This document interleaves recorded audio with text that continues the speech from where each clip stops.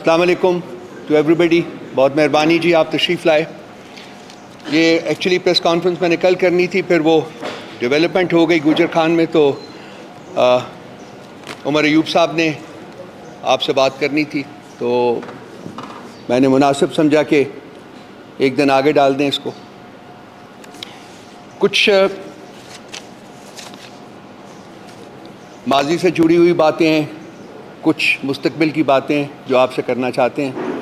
میں نے شعیب شاہین صاحب کو ریکویسٹ کی ہے کہ مجھے کچھ عدلیہ سے منسلک معاملات بھی ہیں جو یہ زیادہ کمپیٹنٹ ہیں, زیادہ بہتر طریقے سے اجاگر کر سکتے ہیں, اور ہمارا جو پی ٹی آئی کا جو اس کے اوپر سٹانس ہے وہ کیا ہے, وہ بہت ضروری ہے. بیکاز اس وقت جو ہے پاکستان کی عدلیہ جو ہے ایک آرگنائزڈ اسالٹ جو ہے ان کے اوپر ہوئی ہے. جی پہنچ جائے گی آواز پہنچ نہیں رہی ہے.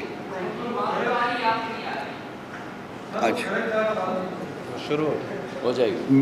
آواز میری ہے, گرج تم لے آؤ ادھر آ کے, ذرا ملا لیتے ہیں آواز کو گرج کے ساتھ, تو ٹھیک ہے, پھر گرج دار ہو جائے گی. دیکھیں ریاست کا تصور کیا ہے, ریاست کیا ہوتی ہے, یہ بہت امپورٹنٹ چیز ہے. افراد کا مجموعہ ہوتا ہے جو کہ ادارے تشکیل دیتا ہے. ادارے آئین, قانون اور انصاف کے تقاضوں کے اندر آپریٹ کرتے ہیں جب, تو ریاست کا وجود جو ہے وہ عمل میں آتا ہے, ریاست بنتی ہے. اور یہ بننے کے عمل کو اگر وائلیٹ کیا جائے تو پھر ریاست جو ہے وہ کمزور ہو جاتی ہے. انفارچونیٹلی ریاست قائم رہ سکتی ہے اور مضبوط ہو سکتی ہے صرف انہی حالات میں جب کہ آئین, قانون اور انصاف کے تقاضے جو ہے اس کے اندر رہ کے اس کو آپریٹ کرنے دیا جائے. انفارچونیٹلی آج ہم جس دور سے گزر رہے ہیں, اور خاص کر پچھلے 2 سالوں میں, یہ نہیں کہ اس سے پچھلے 74 سالوں میں آئین کی قدر کی گئی, قانون کی قدر کی گئی, تب بھی آپ کو بہت ساری مثالیں ملیں گی کہ جب کہ ان چیزوں کو وائلیٹ کیا گیا. لیکن خاص کر پچھلے 2 سال میں نہ آئین چھوڑا گیا ہے, نہ قانون کا پاس کیا گیا ہے, اور نہ ہی اخلاقیات جو ہیں وہ بچی ہیں واپس. بلکہ اگر یہ کہا جائے کہ ان تمام چیزوں کا جنازہ نکال دیا گیا ہے تو وہ کوئی غیر نہ ہوگا, کیونکہ ان 2 سالوں میں جو کوشش تھی وہ یہ تھی کہ ریاست کو آئین, قانون اور اخلاقیات کے تقاضوں سے نکال کے شخص واحد کی دکتات کے تابع کیا جائے. اور آج ان 2 سالوں کے بعد ہم جس نہج کے اوپر کھڑے ہیں, وہاں ہر وہ بندہ جو سوچ سکتا ہے, جو سینسٹیو ہے, جو اس ملک سے پیار کرتا ہے, جو اس ملک کے مستقبل سے امید وابستہ رکھنا چاہتا ہے, وہ میرا خیال ہے اسی نتیجے کے اوپر پہنچا ہے کہ آج یہ ریاست جو ہے وہ کسی شخص واحد, ایک شخص واحد کی دکتات کی تابع ہو چکی ہوئی ہے. کچھ دن پہلے 8 مئی کو میرا خیال ہے ڈی جی ISPR صاحب نے ایک پریس کانفرنس کی. میں نے اس کا جواب تو دیا تھا, لیکن 1-2 چیزیں تھیں جو کہ رہ گئی تھی. یہ ڈی جی ISPR کا جو یہ بھاشن تھا, یہ واز تھا, یہ ایک سیاسی بھاشن اور سیاسی واز تھا جو کسی صورت میں پاکستان کے ایک آئینی ادارے جو اپولیٹیکل ہے, جس کا سیاست سے کوئی عمل دخل نہیں ہے, جن کی جو اوتھ آف آفس ہے وہ بھی اس چیز کی غمازی کرتی ہے کہ وہ سیاست میں عمل دخل نہیں دے سکتے, ان کے پلیٹ فارم سے اس قسم کا جو لیکچر جو ڈیلیور ہونا جو ہے وہ اپنے تئیں, اور شاید اس پوائنٹ کو شعیب شاہین صاحب بعد میں اس کے اوپر فردر روشنی ڈال سکیں, لیکن میری ناچیز رائے میں یہ اپنے تئیں پاکستان کے آئین اور قانون کی وائلیشن تھی, بلیٹنٹ وائلیشن تھی. ایک سیاسی بیان ISPR کے پلیٹ فارم سے وہ ایک قانون اور آئین کی جو تھی وہ وائلیشن تھی. یہ ایسا بیان نہیں آنا چاہیے تھا, خاص کر جب کہ ایک پولیٹیکل پارٹی کو, پاکستان تحریک انصاف کو شروع سے آخر تک نشانہ بنایا گیا اور ان کو ایک انتشاری گروہ کے نام سے تشبیہ دی گئی. اور اس کے اگلے دن جو ہے وہ بڑے الیبریٹ طریقے سے ایک یوم سیاہ منایا گیا، اور وہ یوم سیاہ جو تھا اس میں بھی سارا دن جو ہے وہ پاکستان تحریک انصاف کو ٹارگٹ کیا گیا، پاکستان تحریک انصاف کے لیڈر عمران خان کو ٹارگٹ کیا گیا، ورکرز کو ٹارگٹ کیا گیا۔ جو ہم نے جو پروٹیسٹ کال دی ہوئی تھی پرامن احتجاج کی، وہاں لوگوں کے گھروں کے اوپر حملے کیے گئے، لوگوں کو پکڑا گیا، چار دیواری کا تقدس پامال کیا گیا۔ یہ خاص کر پنجاب کی بات کر رہا ہوں، اور کسی ہنڈرنس کے بغیر تو یہ فورس کر رہے ہیں کہ یہ وہ پولیس فورس بن گئی ہے جو کہ ایک ٹیررسٹ آؤٹ فٹ کے طور کے اوپر جانی جا رہی ہے، اور یہ ان کا رویہ جو ہے وہ میرا خیال ہے ان کے ساتھ ساروں نے وہی سلوک کرنا ہے جو کہ وہ ٹرانسجینڈر کراؤڈ جو ہے نا وہ کر رہا ہے، اور جو آزاد کشمیر میں ان کے ساتھ ہو رہا ہے وہ آپ کے سامنے ہے سارا کچھ ہے۔ تو میرا خیال ہے حالات کو یہ زبردستی اس طرح پش کر رہے ہیں کہ یہ سبھی لوگ جو ہیں ان کے ساتھ ویسا ہی برتاؤ کریں۔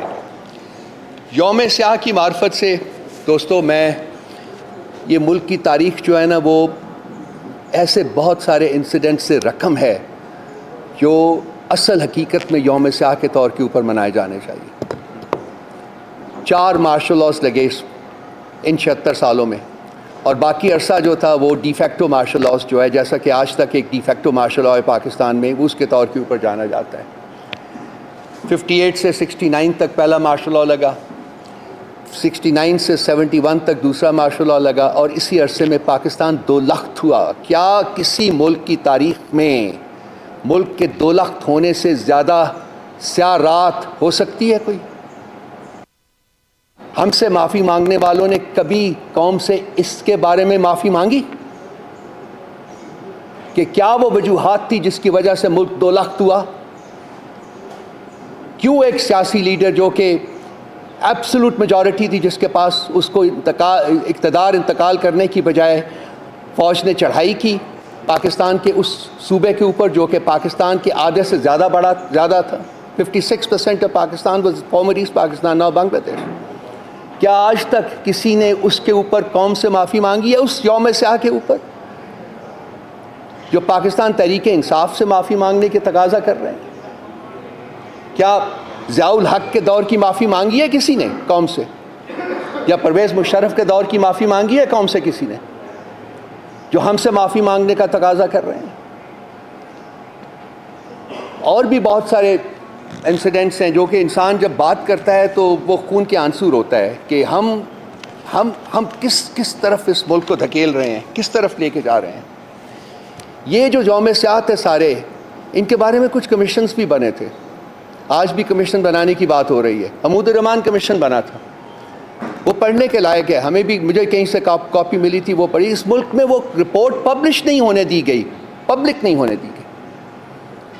کیا اس کے کانٹینٹس کو پڑھ کے وہ لوگ جو رسپانسبل تھے ان اٹراسٹیز کے وہ قوم سے معافی مانگیں گے؟ چلے، اٹس 50 years ٹو لیٹ، لیکن آج بھی وقت ہے کہ قوم سے معافی مانگے ملک کو 2 لخت کرنے کے لیے۔ ایبٹ آباد کمیشن کی رپورٹ آئی تھی، کہاں ہے وہ رپورٹ؟ کیوں اس کو پبلک نہیں کیا گیا؟ کیوں اس کے مندرجات کے اوپر امپلیمنٹ نہیں کیا گیا؟ کیوں وہ پالیسی ریویژنز نہیں کیے گئے جو کہ اس میں ریکمنڈیشنز کے طور کے اوپر سامنے آئے تھے؟ ایک کمیشن آف انکوائری بنا تھا انفورسڈ ڈس اپیئرنسز کے اوپر، اس کی رپورٹ بھی آئی ہوئی ہے، کہاں ہے وہ رپورٹ؟ کس نے چھپائی ہوئی ہے؟ کیا اس کے اوپر معافی مانگی گئی قوم سے؟ اور ایک عامی پبلک سکول میں ایک گھناؤنی ٹریجڈی ہوئی تھی، 150 سے زیادہ بچے اور اساتذہ جو تھے ان کو میسیکر کیا گیا تھا۔ پی ٹی آئی تو رسپانسبل نہیں تھی اس کی، کون اس نیگلیجنس کا رسپانسبلٹی لیتا ہے؟ کیا اس کے اوپر قوم سے معافی مانگی گئی؟ کس نے معافی مانگنی تھی؟ کوئی معافی مانگی گئی کسی سے؟ جو آج خاص کر وہ لوگ جو کہ پی ٹی آئی سے پتہ نہیں ناکردہ گناہوں کی سزا کے طور کے اوپر معافی مانگنے کی توقع کر رہے ہیں۔ رجیم چینج آپریشن جو ہے وہ بذات خود ایک بلیک ڈے ہے۔ اس ملک کی جب تاریخ لکھی جائے گی تو اس کو بلیک ڈے کے طور کے اوپر یاد کیا جائے گا۔ پاکستان کی تاریخ جب لکھی جائے گی تو ایسٹ پاکستان کی سپریشن کو بلیک ڈے کے طور کے اوپر یاد کیا جائے گا۔ پی ٹی آئی سے کوئی معافی کی توقع نہیں کرے گا، جو تاریخ دان ہیں، اگر کسی وقت انہوں نے انڈیپینڈنٹ تاریخ اس ملک کی لکھی، انفارچونیٹلی اس ملک کی تاریخ بھی ڈسٹارٹ کی گئی ہے، نہیں لکھی گئی ہے۔ اس ملک میں 3 وزرائے اعظم کو قتل کیا گیا ہے۔ کیا اس وقت کے حکمرانوں نے معافی مانگی ہے اس سے؟ کیا اس کے اوپر کوئی تحقیقات ہوئیں؟ کیا ان کے محرکات جو ہیں وہ سامنے آئے؟ کیا جنہوں نے مارا وہ سامنے آئے؟ کیا ان کو سزائیں دی گئیں؟ یہ وہ سوالات ہیں جو کہ میرا خیال ہے، آئی ایم شیور کہ آپ سب لوگوں کے دماغوں میں ہوں گے، ذہنوں میں ہوں گے، لیکن ہم میں ہمت نہیں ہوتی کہ ہم بیان کریں۔ لیکن اب جس طرف اس ملک کو لے جایا جا رہا ہے، میرا خیال ہے وہاں سب کو ہمت کرنی پڑے گی اور بولنا پڑے گا اور ان سوالات کو اٹھانا پڑے گا۔ اس D G I S P R کی جو ایک انتہائی بھونڈی قسم کی جو وہ اسپیچ تھی، جس کی کوئی قانونی اور آئینی جواز نہیں تھا، اس میں انہوں نے کہا جی کہ ہم کمیشن بنانے کے اوپر تیار ہیں، اگر وہ کمیشن 2014 کے سیٹن کو بھی انویسٹیگیٹ کرے گا اور پارلیمنٹ کے اوپر کوئی اٹیک تھا اس کو بھی انویسٹیگیٹ کرے گا۔ تو میں نے اپنی پریس کانفرنس میں کہا تھا جی کہ ہم بالکل مانتے ہیں اور یہ کمیشن بنائیں، یہ 2014 کے جو بھی ہوا 2014 میں سیٹن جو ہے اس کو بھی کریں انویسٹیگیٹ، بالکل پارلیمنٹ کے اوپر جو اٹیک تھا اس کو بھی انویسٹیگیٹ کریں، لیکن اس سائفر کی کنسپریسی کو بھی انویسٹیگیٹ کریں۔ اور میں آج دہرانے لگا ہوں، یہ رجیم چینج آپریشن کو بھی انویسٹیگیٹ کریں، یہ عمران خان کے اوپر جو اٹیمپٹس ہوئیں، قاتلانہ اٹیمپٹس، ان کو بھی انویسٹیگیٹ کریں، جس کا مقدمہ بھی عمران خان کو درج نہیں کروانے دیا گیا تھا۔ یہ مے 9 کے انسیڈنٹس کو بھی انویسٹیگیٹ کرے، یہ سٹولن مینڈیٹ کو بھی انویسٹیگیٹ کرے، یہ آڈیو اینڈ ویڈیو لیکس کو بھی انویسٹیگیٹ کرے، خاص کر جب لوگوں کے بیڈ رومز میں آپ نے ویڈیوز فکس کیے ہوئے ہیں، وہ کس آئین اور کس قانون کے تحت ہو رہا ہے، اس کو بھی انویسٹیگیٹ کرے۔ یہ انفورسڈ ڈیورسز جو کروائی گئی، لوگوں کو پکڑ کے ان کو ٹارچر کر کے ان کو زبردستی ان سے پولیٹیکل لائلٹیز چینج کرنے، پولیٹیکل افیلیشنز چینج کرنے کا کیا گیا، اس کو بھی انویسٹیگیٹ کرے۔ پولیٹیکل انجینئرنگ جو ہوتی رہی ہے پاکستان میں 76 سال، کسی حکومت کو نہیں چلنے دیا گیا، یہ اس کو بھی انویسٹیگیٹ کرے، ضرور بنائے کمیشن۔ اب میں ان کو یاد دہانی ان کو کراتا رہوں گا کہ انہوں نے مانا ہے کہ ہم کمیشن بنانے کے اوپر تیار ہیں، اس کے بعد خاموشی طاری ہے، لیکن ہم ان کو خاموش اس مسئلے کے اوپر نہیں رہنے دیں گے۔ میں اس کے ساتھ ساتھ وہ لوگ، خاص کر ان کے لیے جو کہ ہمیں انتشاری گروہ کہتے ہیں، میں 3-4 چیزیں آپ کو بتاؤں گا جو کہ خان صاحب نے اپنی پارٹی کو اور اپنی ذات کو پولیٹیکلی ڈیمیج کیا، لیکن ان کو نظر آ رہا تھا کہ شاید وائلنس ہو جائے، تو انہوں نے وہ جو انیشیٹوز تھے، ان کے پولیٹیکل انیشیٹوز، ان کو ابورٹ کیا۔ 10 اپریل کو نیشن وائڈ پروٹیسٹ جو تھیں رجیم چینج کے آپریشن کے خلاف، ان کو انہوں نے روکا۔ 24 مئی کو حقیقی آزادی کا لانگ مارچ تھا، اس کو بھی انہوں نے 26 مارچ کو انہوں نے ابورٹ کیا، کیونکہ ان کو بتایا گیا تھا کہ اسلام آباد پہنچنے کے اوپر وائلنس ہو سکتا ہے۔ جب خان صاحب کے اوپر اسیسینیشن اٹیمپٹ ہوئی تو اس وقت بھی وائلنس کی پاسبلٹی تھی، لیکن خان صاحب نے ان کو روکا کہ نہیں، کچھ نہیں کرنا۔ حقیقی آزادی کا مارچ ریلی جو پنڈی میں ہوئی تھی، پاکستان کی تاریخ کی سب سے بڑی ریلی، وہاں بھی وائلنس کی جب ان کو انڈیکیشن ملی تو وہاں بھی انہوں نے بیک آف کیا کہ نہیں، ہم یہ نہیں ہونے دیں گے۔ اور مارچ 8 2023 کو الیکشن ریلی جو کہ پنجاب الیکشن کیمپین کی تھی، اس وقت بھی یہ 5 ایسے انسیڈنٹس ہیں جہاں کہ انہوں نے وائلنس کو پری ایمپٹ کیا، نہیں ہونے دیا، اگر وہ نہ کرتے تو وائلنس ہو سکتا تھا۔ تو وہ لوگ جو کہ پی ٹی آئی یا عمران خان کے اوپر وائلنس کی وہ ایلیگیشن لگاتے ہیں، ان کو ان حقائق جو ہے ان سے کنارہ کشی نہیں کرنی چاہیے، ان کو جانچنا چاہیے، اور پھر ایک آبجیکٹو طریقے سے انالائز کر کے بات کرنی چاہیے، بغیر بات کرنے، بغیر سوچے، بغیر سمجھے اور بغیر ڈیٹا ہوئے۔ اگر صرف آپ ایلیگیشنز لگائیں گے تو پھر ریبٹلز آئیں گے، پھر آپ سے سوالات ہوں گے، پھر پوچھا جائے گا آپ سے کہ آپ کا کانڈکٹ کیا رہا ہے 76 سالوں میں۔ آج ہم پوچھ رہے ہیں اور ہم پوچھتے رہیں گے۔ اب یہ چیز ہے، یہ واپس ہونے والی نہیں ہے، یہ آگے جائے گی۔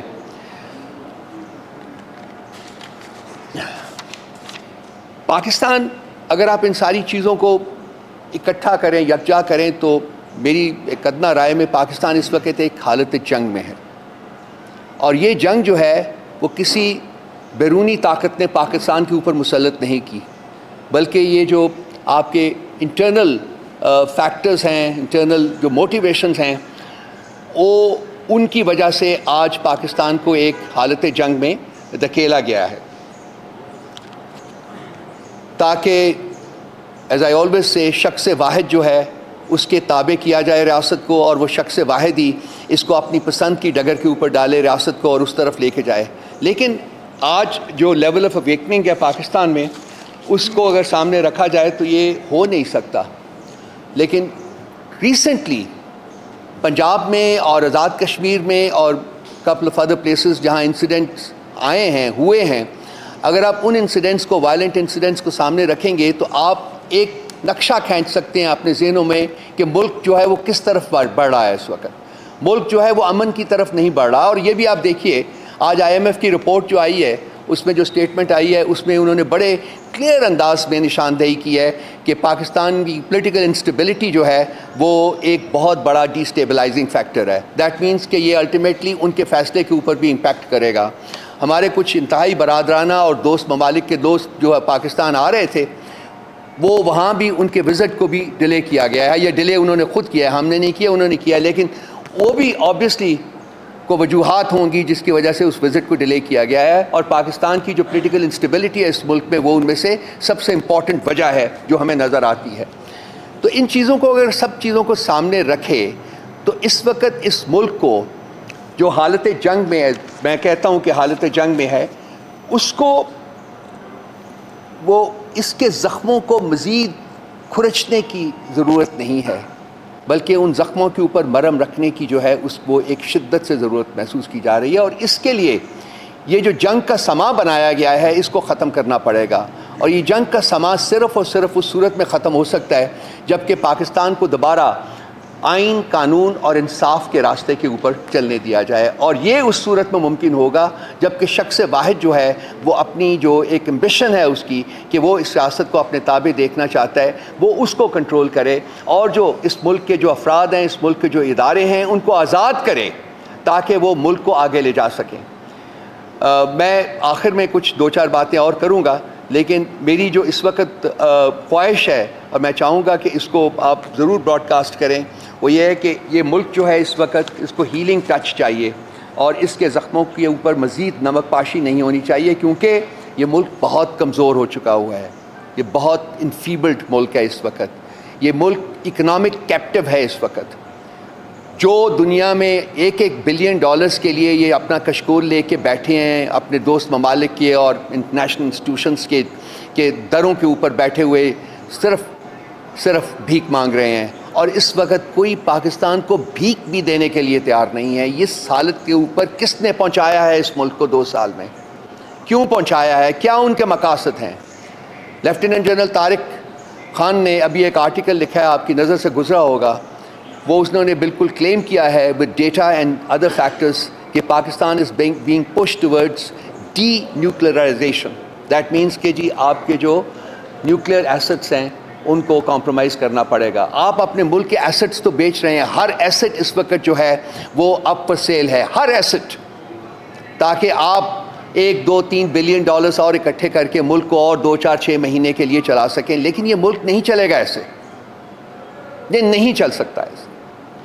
ہماری استدعا جو ہے صاحب اقتدار لوگوں سے صرف یہ ہے that they should take a step back and think about the country، ملک کے بارے میں سوچیں اور دیکھیں کہ کیا وہ غلط فیصلے ہیں جو انہوں نے کیے ہیں، اور کیا وہ غلط فیصلے ہیں جو کہ وہ کیے جا رہے ہیں، اور ہر گزرنے والا دن جو ہے وہ فردر پرپیچویٹ کر رہے ہیں ان فیصلوں کو۔ یہ پرپیچویشن کا پروسیس اگر جاری رہا تو ملک جو ہے وہ کھوکھلا تو ہو چکا ہوا ہے، وہ خدا نہ کرے وہ بالکل جو ہے وہ ڈس فنکشنل ہو جائے گا، اور وہ سٹیج ہوگی جب کہ آپ کے پاس کچھ جو ہے نہیں رہے گا بیچنے کو، کچھ نہیں رہے گا گروی رکھنے کو، اور پھر جیسا کہ جنرل طارق خان نے لکھا ہے شاید یہ ڈی نیوکلیئرائزیشن کی طرف جائے، اور شاید اور بھی بہت کچھ آپ کو کرنا پڑے۔ ایک پوٹنٹ ذہن کا تقاضا یہ ہے کہ آپ اس سٹیج کے اوپر پہنچنے سے پہلے ری تھنک کریں اور سوچیں کہ کیا وہ فیکٹرز ہیں جنہوں نے ہمیں یہاں پہنچایا ہے، اور کس طریقے سے ان فیکٹرز کو ریورس کیا جا سکتا ہے تاکہ ملک آئین، قانون اور انصاف کے جو تقاضے ہیں ان کے مطابق فنکشن ہو سکے۔ میں ریکویسٹ کروں گا اپنے دوست کہ وہ آج جو اسالٹ ہو رہا ہے جوڈیشری کے اوپر اس سلسلے میں آپ کو آگاہ کریں، and then I will take another couple of minutes and talk to sir. بسم اللہ الرحمن الرحیم. رؤوف صاحب نے بہت اچھے طریقے سے پورا سیاسی جو منظرنامہ ہے آج تک کا اس کا احاطہ کیا اور آپ کو ڈرائز کیا. آج جو سب سے زیادہ زیر بحث ہے وہ ہے D G I S P R کی اسٹیٹمنٹ.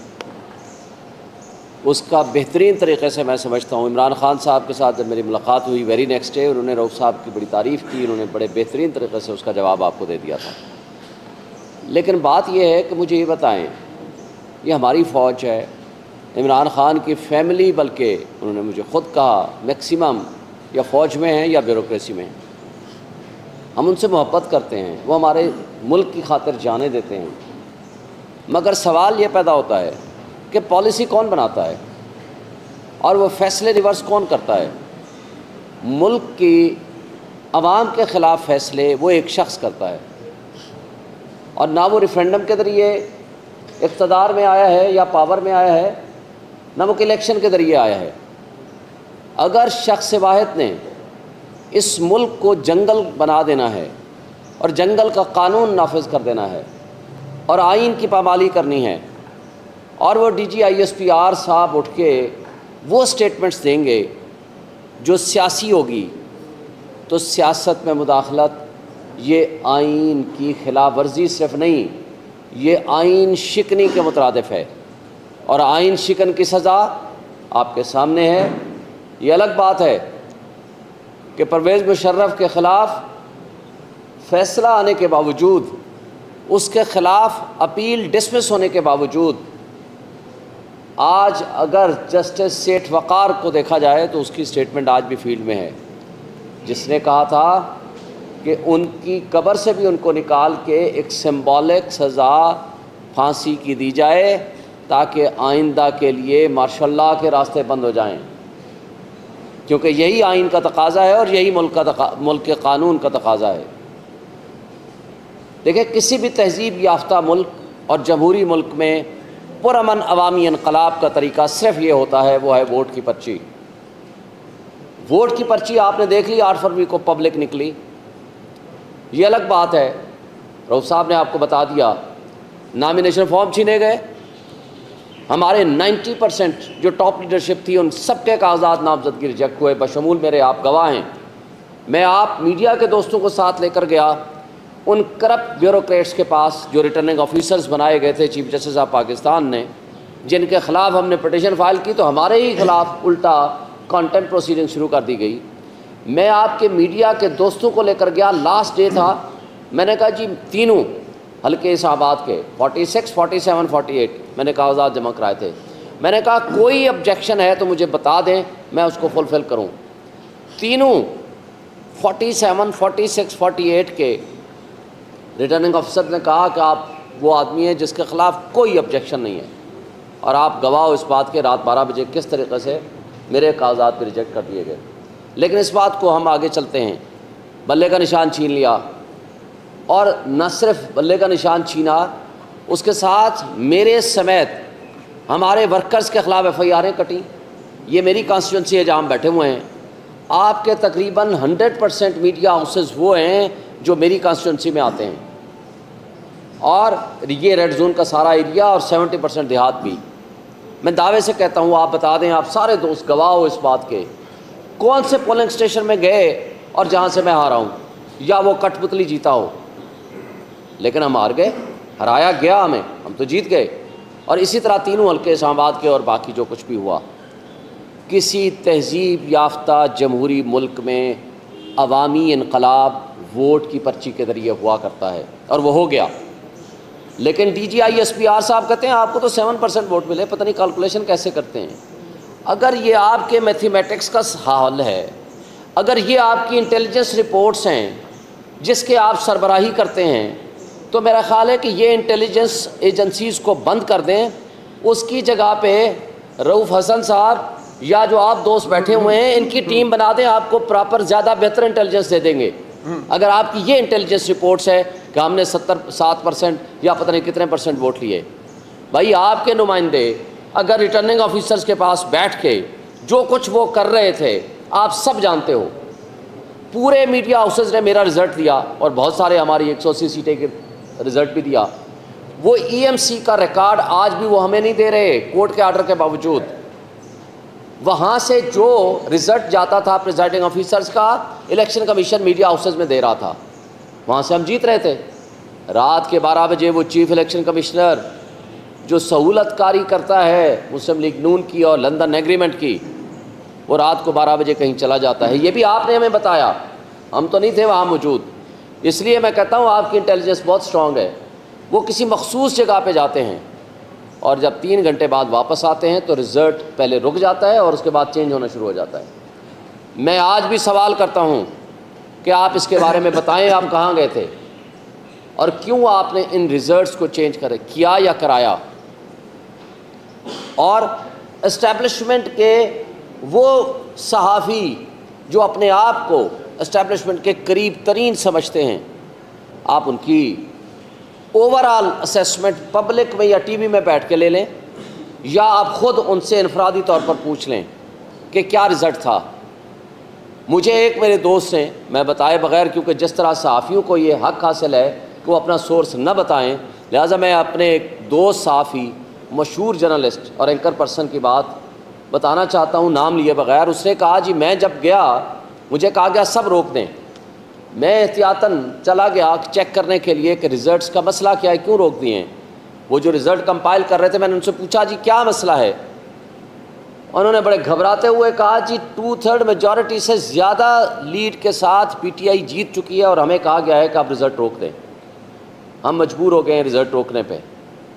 خیر یہ الگ بات ہے، مجھے یہ بتایا جائے کہ یہ آپ کی اگر رپورٹ تھی، اور پھر خان صاحب نے بھی اس کے بارے میں اس دن ہمیں بتایا 7 تاریخ کو جب ہماری ملاقات ہوئی، آپ کہتے ہو کہ جی آپ بنا دیں کمیشن، ضرور بنائیں، کس نے منع کیا آپ کو؟ خان صاحب نے کہا کہ میں بالکل پیش ہونے کے لیے تیار ہوں 2014 کا، لیکن ساتھ انہوں نے یہ بھی کہا کہ پی ٹی آئی کے زمانے میں 2 دھرنے ہوئے مولانا فضل الرحمان کے، جو انہوں نے کہا کہ ہماری کس کس سے بات ہوئی تھی، وہ بھی آپ کے آن ریکارڈ کر لیں، کس کس سے دھرنے میں بات ہوئی اور کس کس نے کیا کیا ان کے ساتھ وعدے کیے اسٹیبلشمنٹ کے۔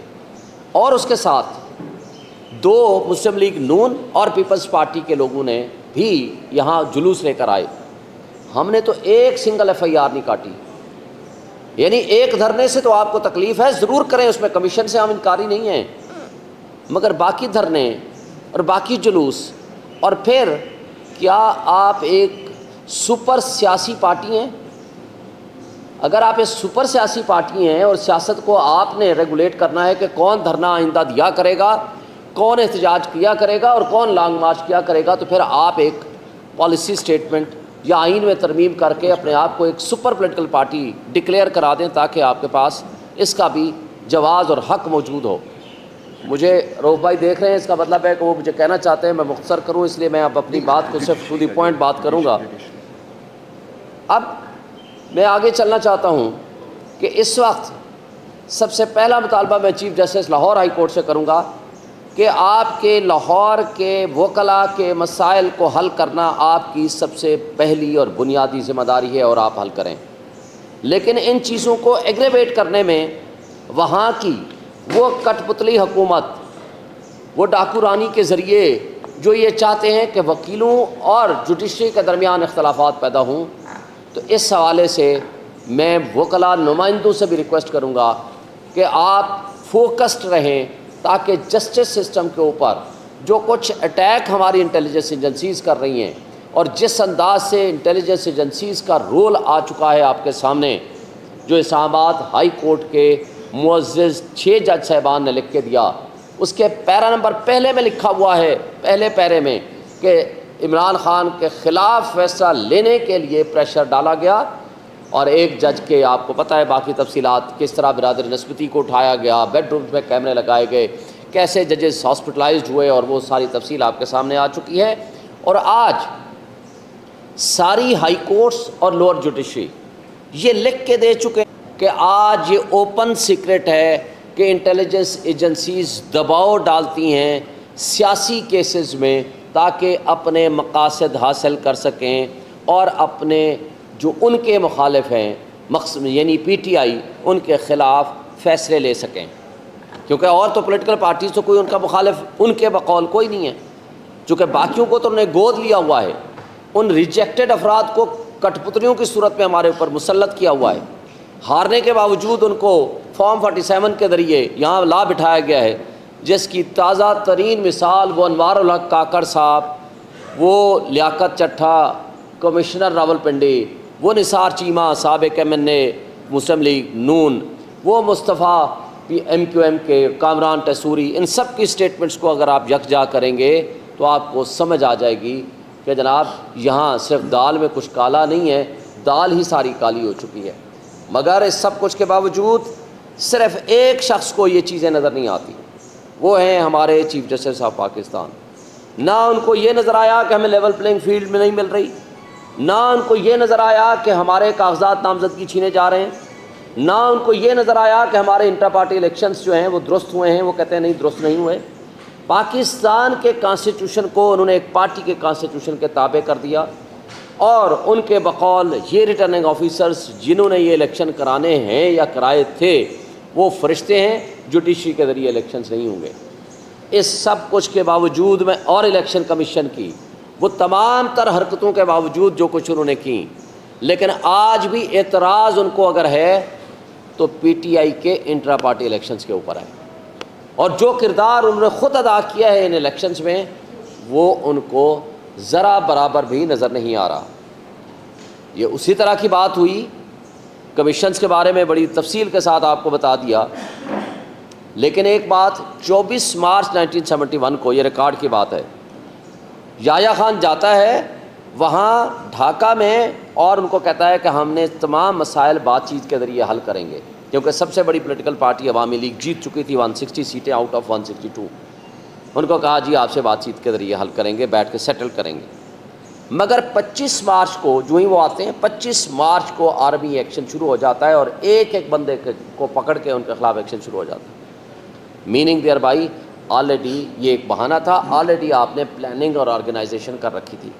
جب ہم 9 مئی کی بات کرتے ہیں ہم یہی کہتے ہیں کہ آپ نے صبح سویرے آپ نے دیکھا کہ عمران خان جب صبح اٹھتا ہے وہ اپنے اسلام آباد کی طرف آتے ہوئے، جس میں بیل اس نے اپلائی کر رکھی تھی اور جس میں تھم امپریشن کے پروسیس میں تھے اور عدالت کی تحویل میں تھے، وہ صبح نکلتے وقت کہتے ہیں کہ اگر کسی نے گرفتار کرنا ہے تو میں بغیر ریزسٹنس کے گرفتاری دوں گا، مجھے صرف وارنٹ آف ارسٹ دکھا دینا ہے۔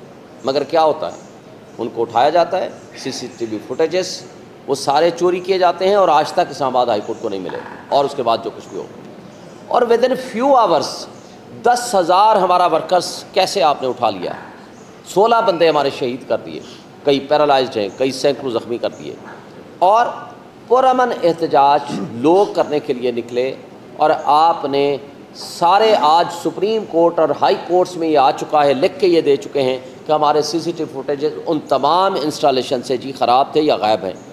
بھئی کس نے غائب کیے ہیں؟ اسلام آباد ہائی کورٹ سے لے کر آپ کے کور کمانڈر ہاؤس تک، اور پھر اس کے بارے میں کوئی کچھ نہیں کہتا۔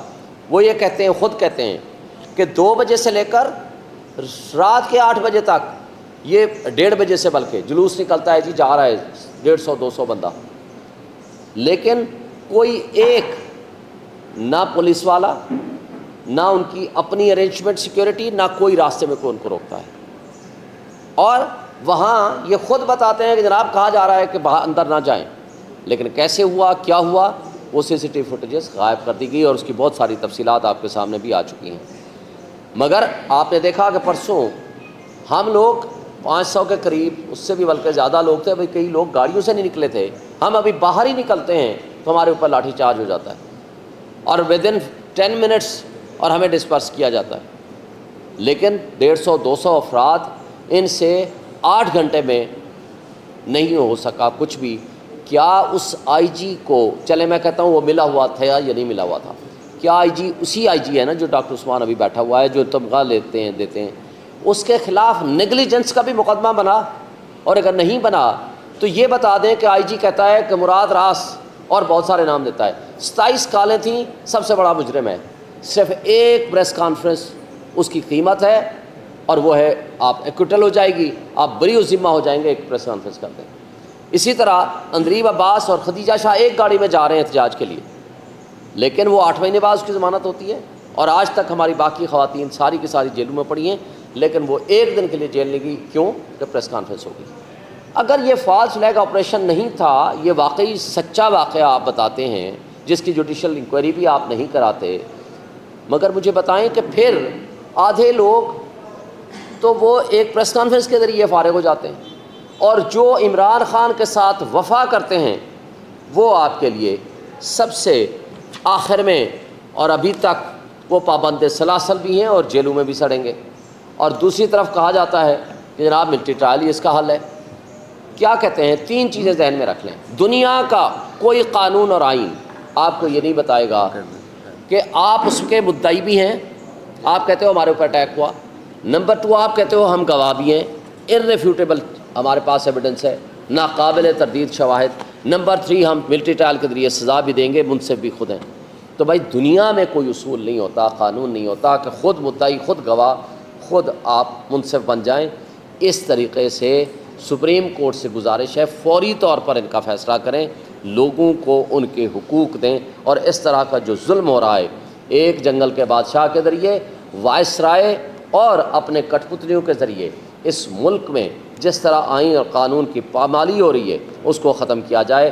اور میں آخر میں یہ کہوں گا کہ پاکستان بزنس کمیونٹی نے یہ آپ کو کہا ہے کہ جناب پاکستان میں تو انویسٹمنٹ تب آئے گی جب آپ پاکستان کے انویسٹرز کو بھی جو پیسہ یہاں سے لے کر باہر بھاگ رہے ہیں ان کو تو آپ اعتماد دیں۔ جب یہاں اعتماد نہیں ہوگا، اور اعتماد تب ہوگا جب قانون کی حکمرانی ہوگی، انصاف کا نظام درست ہوگا، عوام کے فیصلوں کو، جو حق کے حکمرانی ہے وہ عوام کا ہے، ان کو تسلیم کیا جائے گا، اور جمہوریت ایک تماشا نہیں ہوگی، جمہوریت حقیقت میں جمہور کے فیصلے کو تسلیم کرنا ہے۔ اور آخری بات کہ اگر آپ نے کمیشن بنانا ہے تو ایک مہربانی اور بھی کر دیں، قائد اعظم کی وفات کن حالات میں ہوئی اس کو بھی کمیشن میں شامل کر لیجئے گا، لیاقت علی خان کا مرڈر ہوا اور اس کے بعد اس کی فائل کا کیا بنا، کمیشن کا حصہ بنا لیجئے گا، فاطمہ جناح کا مرڈر ہوا یا نہیں ہوا اس کو بھی کمیشن کا حصہ بنا دیجئے گا، بھٹو کی جو جوڈیشل آپ نے کہہ دیا کہ یہ جوڈیشل مرڈر تھا، لیکن جنہوں نے یہ مرڈر کرانے میں شریک گفتگو تھے، شریک کار تھے، ان کے بارے میں آپ نے نہ سپریم کورٹ نے کچھ لکھا نہ کچھ کہا۔ کون لوگ تھے؟ کیا اس کا راولپنڈی ہماری اسٹیبلشمنٹ سے کوئی تعلق تھا؟ اور اگر تھا تو کون تھے؟ اس کو بھی کمیشن کا حصہ بنا دیجئے۔ اور بے نظیر بھٹو مرڈر کیس میں بھی جو کمیشن ہے اس کے فیکٹس بھی سامنے آ جائیں تو ہم سب کے لیے، اس ملک کے لوگوں کے لیے بہت سارا بھلا ہوگا۔ Thank you sir.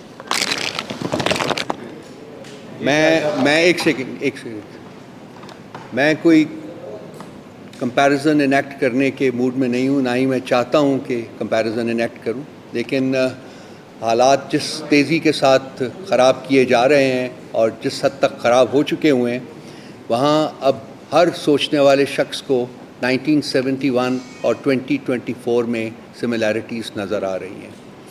آج بھی ملک جہاں کھڑا ہے، اگر یہ روش جاری رہی اور ملک کو اسی طرف پش کیا جاتا رہا جس طرف ابھی تک پش کیا گیا ہے، تو کوئی بعید نہیں کہ حالات خراب ہو جائیں اور پھر اس ملک کی جو طاقتیں ہیں ان کے کنٹرول میں نہ رہیں۔ کوئی بھی اس ملک سے کو چاہنے والا، اس ملک سے پیار کرنے والا شخص جو ہے وہ نہیں چاہتا کہ ایسا ہو، اس قسم کی سچویشن دوبارہ کریٹ ہو۔ لیکن ہماری بہت ساری جو کمزوریاں ہیں اس میں سے ایک بہت بڑی کمزوری یہ ہے کہ ہم نے قسم کھائی ہوئی ہے کہ ہم نے اپنی غلطیوں سے سبق نہیں سیکھنا، اور اس وقت اسٹیبلشمنٹ کا جو رویہ ہے وہ بالکل اس قسم کے رویے کی غمازی کرتا ہے کہ وہ بھی اپنی گوناگو کمزوریوں سے سبق سیکھنے سے بالکل انکاری ہیں۔ جیسا میں نے پہلے کہا تھا، یہ ملک اب زیادہ زخم برداشت نہیں کر سکتا، اور یہ جو فیل ہے اس ملک کو تباہی کے دھانے سے واپس مین سٹریم میں لانے کے، اس میں پاکستان کے ہر ادارے کو ایک رول اپنا رول ادا کرنا پڑے گا جو کہ آئین میں مختص ہے, جو کہ قانون کے مطابق ہے. اور اگر اسٹیبلشمنٹ اپنا وہ رویہ جو ہے, اپنا وہ رول جو ہے وہ ادا کرنے سے انکاری ہے, جیسا کہ ابھی تک اس موقع تک جب کہ ہم آپ سے بات کر رہے ہیں جیسا کہ نظر آتا ہے کہ وہ انکاری ہے, تو پھر آج کے بعد آگے ہفتوں, مہینوں اور سالوں میں مجھے تباہی نظر آ رہی ہے, مجھے کوئی کنسٹرکٹیو چیز نظر نہیں آ رہی ہے. اور میری اپیل ہے صاحب اقتدار لوگوں سے کہ اس روش کو بدلیں, ملک کا سوچیں, ملک کے لوگوں کا سوچیں, ملک کے مستقبل کا سوچیں, اور جو یہاں غیر آئینی اور غیر قانونی اقدامات اٹھائے گئے ہیں ان کو ریورس کریں, کیونکہ اسی صورت میں اور صرف اسی صورت میں ملک جو ہے وہ آگے بڑھ سکتا ہے. کوئی سوالات اگر ہوں آپ کے تو بتائیے سر. جی جی جی جناب, جی بتائیں شراج صاحب سن. جناب. مجھے تھوڑا سا اس میں تفصیل اگر بتا دیں, چیزیں کنفیوژن ہو رہی ہے. آپ آئین کی بالادستی پر یقین رکھتے ہیں, دوسری طرف آپ نے جسد کمیشن وزیر اعظم شہباز شریف نے کہا تھا بنایا جائے, آپ نے کہا کہ آپ چونکہ اس کا حصہ ہیں اس کرائم میں تو آپ کمیشن نہیں بنا سکتے. آئی ایس کیا نے کہا ہم کمیشن بنانے کو تیار ہیں. پہلا یہ شعیب شاہین صاحب بیٹھے ہوئے ہیں, وہ کس حیثیت میں کہہ رہے ہیں کہ ہم کمیشن بنانے کو تیار ہیں, اور آپ کس طرح آئین کی بات کرتے ہوئے ایک ان کے کمیشن کو تسلیم کرتے ہوئے ادھر مزید کمیشنز کا مطالبہ. دیکھیے ہم نے بڑی ہماری کنٹینشن ہے, میں شعیب صاحب سے کہوں گا کہ میرے بعد یہ بھی بات کریں کیونکہ یہ ٹیکنیکلی آپ کو ایکسپلین کر سکیں گے مجھ سے بہت بہتر. اس وقت وہ تین پولیٹیکل پارٹیز جو کہ حکومت کی کنسٹیٹوئنٹس ہیں, وہ جو 8 فروری کا الیکشن فراڈ تھا اس کی ڈائریکٹ بینیفیشریز ہیں. کنسیکوینٹلی خان صاحب نے یہ فیصلہ کیا ہوا ہے کہ ان کے ساتھ ہم انگیج نہیں کریں گے. ان اینی کیس ان کے پاس کوئی طاقت نہیں ہے, وہ کوئی فیصلہ نہیں کر سکتے. وہ فیصلہ اگر انہوں نے کوئی فیصلہ کرنا ہوتا ہے تو وہ ایک ڈال کے ہاتھ جوڑ کے وہ جاتے ہیں صاحب اقتدار لوگوں کے پاس, اور اقتدار آپ کو پتہ ہے کہ کہاں ہے. اس لیے ہم نے کہا جی کہ ہم چونکہ جینوئنلی انٹرسٹڈ ہیں کہ اس ملک کو آگے لے کے چلیں, اس کے مسائل حل کرنا ہے تو ان سے کرنا ہے. جہاں تک کمیشن بنانے کا ان کا سوال ہے, ہم نے نہیں ان سے کہا کہ آپ کمیشن بنائیں, یہ انہوں نے کہا ہے. اگر ان کے پاس کوئی ایسی آئینی اور قانونی طاقت ہے کہ وہ کمیشن بنا سکتے ہیں تو 100 بسم اللہ بنائیے. جی دیکھیں سر, اس کا حل بڑا مختصر ہے, جوڈیشل کمیشن. جب جوڈیشل کمیشن کی ہم بات کرتے ہیں, ہمارا تھرو آؤٹ مطالبہ جوڈیشل کمیشن کا ہے. جوڈیشل کمیشن کا طریقہ کار یہ ہے کہ جوڈیشل کمیشن یعنی چیف جسٹس آف پاکستان, جس کے اوپر ہمیں بھروسہ نہیں ہے کہ ہمارے اوپر وہ ہمیں ان کے اوپر اعتماد نہیں ہے کہ وہ ہمارے ساتھ انصاف کریں گے, اور ادروائز بھی سپریم کورٹ کے 5 ممبر بینچ فیصلہ دے چکا ہے کہ عمران خان اور ان کے جو بھی مقدمات ہیں ان کو وہ نہیں سنیں گے. باقی ججز پہ مشتمل کوئی بھی جوڈیشل کمیشن بنا دیں, ہم نے ہمیشہ مطالبہ جوڈیشل کمیشن کا کیا ہے. ہم ان کٹ پتلیوں کو کہیں کہ کوئی بھی اپنا بندہ بٹھائیں, اس کو کمیشن کا نام دیتے ہیں, ان کی حیثیت کیا ہے, اور ویسے بھی یہ ریجیکٹڈ لوگ ہیں. دوسری بات, جیسے روف بھائی نے یہ بڑی تفصیل کے ساتھ آپ کو بتا دیا, یہ ہم نے ان کو نہیں کہا تھا DGISPR صاحب آپ آ کر کمیشن بنائیں. ہم نے ان کو کب کہا؟ انہوں نے آ کر کہا کہ جی ہم کمیشن بنائیں گے. بھئی آپ کس کیپیسٹی میں کمیشن بنائیں گے؟ آپ کو اتنا اختیار ہے, آپ ایک ایگزیکٹو اتھارٹی کی ایک برانچ ہیں, آپ ایک برانچ کے طور پر آپ سپر مین کا رول ادا نہ کریں. آپ سپرا کانسٹیٹیوشنل جو پاورز اپنی ایکسرسائز کرنے کی کوشش کرتے ہیں, that is wrong, illegal and in lawful and in constitutional ہے, ہم ان کو نہیں مانتے. لیکن وہ یہ کہتے ہیں کہ ہم بنائیں گے, تو اس کا مطلب یہ ہے کہ آپ, اس کا مطلب ہے کہ ان کٹ پتلیوں کی بہاف پہ وہ پاورز ایکسرسائز کرتے ہیں, اور یہ سمجھتے ہیں کہ ان کٹ پتلیوں کو تو چونکہ ہم لائے ہوئے ہیں, یہ تو ہمارے غلام ہیں, تو لہٰذا ہم ہی ان کی پاور ایکسرسائز کریں گے. شاید یہ آپ انفرنس ڈرا کرتے ہیں. اس لیے ہم ان کی جو غیر آئینی کوئی بھی اقدام ہے اس پہ ہم تنقید اس لیے کرتے ہیں کہ آپ آئین اور قانون کے مطابق. جی سر. جناب